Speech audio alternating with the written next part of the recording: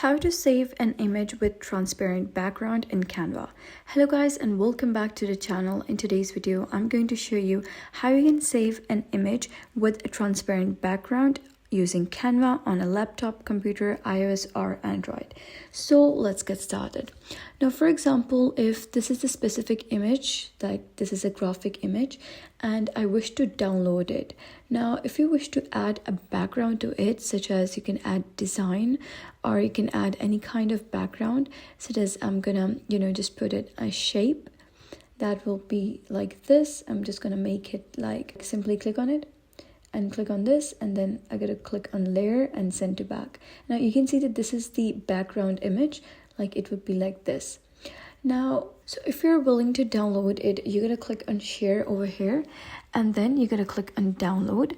And now over here, you're gonna select PNG because this type of transparent image background is only downloaded using PNG if it is PNG. So you're gonna click on download. Now you can see that it is downloading.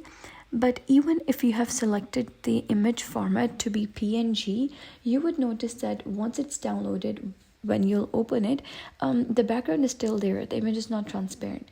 So what you can do is that you can simply remove the background. You can simply click on it, click on these three dots, and then you're gonna click on delete, or I'm just gonna delete it. And now you can see that there is no background. So now when you're gonna click on share, click on download and select PNG, and here you're gonna click on transparent background, so you can just toggle it on. And when you click on download, you'll be able to still see that the image is not transparent.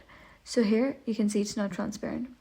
So what you can do is simply add another picture with it. For example, I'm gonna add this element as well, and then you're gonna click on share, and then you're going to click on download. Now, if you have Canva Premium, you'll be able to see this option. So you're going to just click this option that says transparent background.